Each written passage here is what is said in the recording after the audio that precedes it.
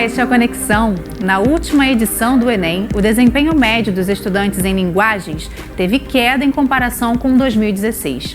Caiu de 520,5 para 510,2. Faltando praticamente um mês para o primeiro dia de prova deste ano, a gente vai dar agora uma dica de estudo para quem pretende melhorar esse resultado. O blog Português Sem Mistério esclarece dúvidas corriqueiras, mas que costumam ser rasteiras certas. Erros comuns que podem fazer a diferença também na redação. Quem vai explicar isso direitinho pra gente é a Beth Vibranovski, que é revisora de textos e é autora do blog. Beth, muito obrigada pela sua participação aqui com a gente. Eu queria que a gente fosse assim bem prático. A língua portuguesa é cheia dessas rasteiras que a gente já falou. O que mais é buscado que acaba chegando lá no seu blog? Quais são as principais dúvidas? Olá, Karen. Muito obrigada pelo convite. Então, são muitas as postagens acessadas. Uma das postagens mais acessadas é sobre a vírgula do vocativo, que é também um dos erros mais vistos nas redes sociais. O que é vocativo? Vocativo é aquela palavra com a qual você chama o seu ouvinte ou o seu leitor. Então, bom dia, Karen. Karen é o vocativo. Olá, meus amigos é vocativo.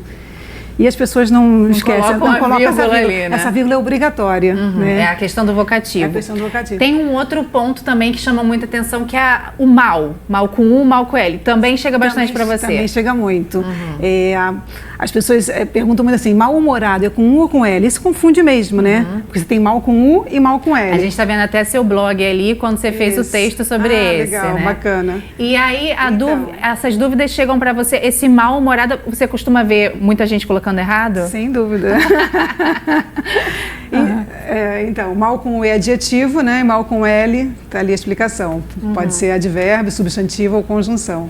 E eu queria até, antes de fazer essa próxima pergunta, perguntar também uma outra que você me falou, que eu achei até engraçado das pessoas terem tanta dúvida. É a história da água de coco. O pessoal também tem dúvida desse? Pergunto se coco, né? Se coco fruta tem acento ou não, né? No primeiro O. Senão fica cocô, né, gente? Não dá, né? Todo mundo, ninguém tem dúvida, né? Mas então, por que as pessoas têm dúvida? Você tem ideia? Porque a gente vê muito essa palavra errada, de forma errada, nos quiosques da praia. Água de coco tem acento número O.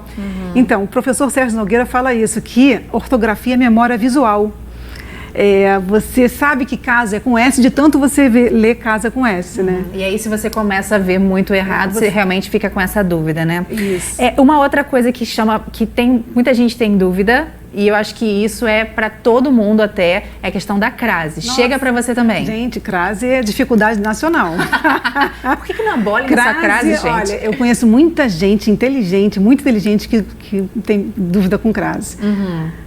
E a gente está vendo ali o seu textinho também sobre a crase. O que você acha, Beth, que aconteceu de ter tantos brasileiros que têm dificuldade com essa crase? Talvez é a forma como é ensinada, não prestou atenção. O que você acha? Olha, eu acho que são as duas coisas, né? Acho que tem essa coisa de não saber o conceito, não conhecer o conceito. Então, eu tenho uma postagem sobre crase que explica o conceito sobre crase.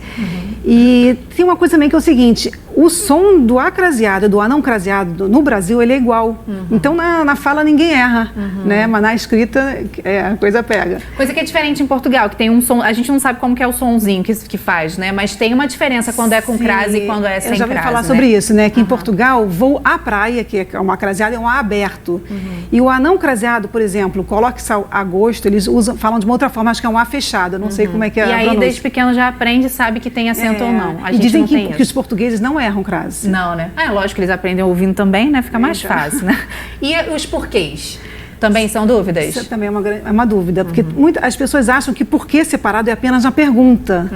E não é bem assim, né? Por exemplo, a frase, eu não sei por que ela está triste, ou não sei por que ela está rindo. Esse porquê é separado, porque né, ele substitui a expressão o motivo pelo qual. É uma pergunta indireta, mas não é uma pergunta. E as pessoas têm dúvida nisso. Dúvidas. Eu queria te saber o seguinte, você já me falou que muita gente inteligente escorrega também no português, e eu queria saber, esse foi uma das motivações que te levaram a fazer um blog e se dedicar a sanar essas dúvidas? Sim. Português é uma língua cheia de pegadinhas, né? E assim...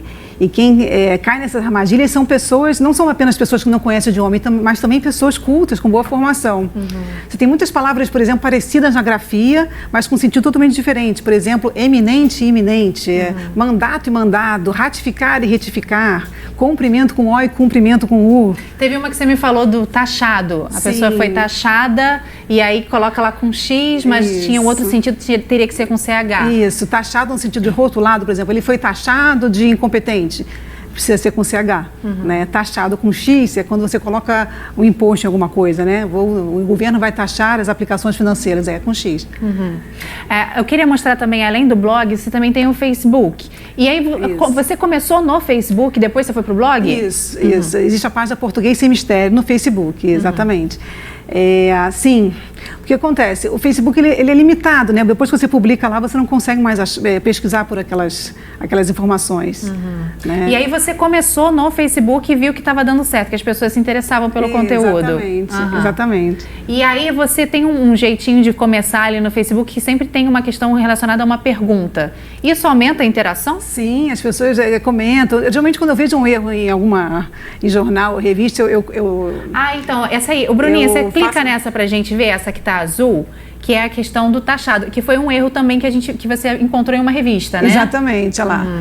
Não podíamos sair na rua de peruca, pois éramos taxadas de prostitutas. Aí tá errado. Está errado.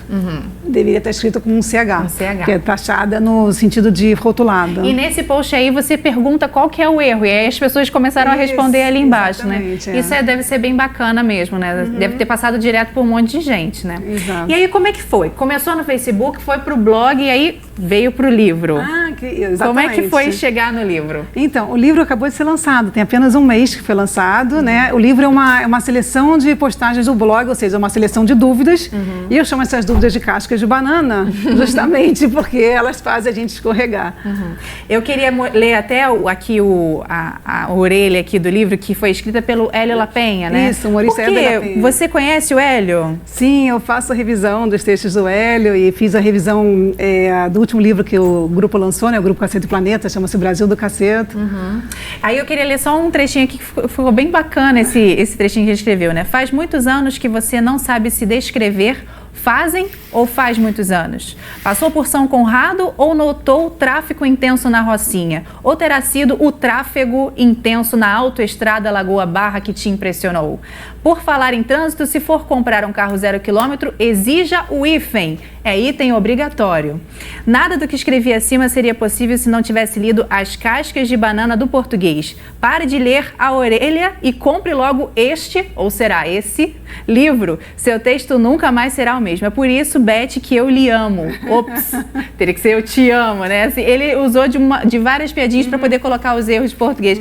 E aqui você selecionou qual que foi o critério mesmo, as coisas que foram mais erradas no blog, mais perguntadas. São os erros mais frequentes que eu vejo mesmo ao revisar, né? Este ou esse é um erro, as pessoas têm dúvida, uso o pronome ler também é uma dúvida. Né? E aí foi tudo entrando aqui no livro. Tá ótimo. Ô Beth, eu adorei conversar com você. É super legal quando a gente conversa de português. Ainda mais jornalista que gosta de português, que de vez em quando escorrega também. Então é super importante a gente ler. Eu espero que o seu livro ajude muita gente, assim como o seu blog também. Muito obrigada. Queria até aproveitar para falar que o link para compra está no blog, né? E ele está disponível em formato tanto impresso como e-book. Então tá bom. Quem precisar aí de mais ajudas, a gente traz aqui As Cascas de Banana do Português, além do blog que está lá também com todas as dúvidas. Obrigada, Beth. Muito obrigada. Volte sempre ao Conexão, viu? Adorei, obrigada. A você de casa, muito obrigada também pela sua companhia. Se você quiser rever essa ou outras entrevistas, é só acessar o futuraplay.org. Muito obrigada. Um beijo e até a próxima.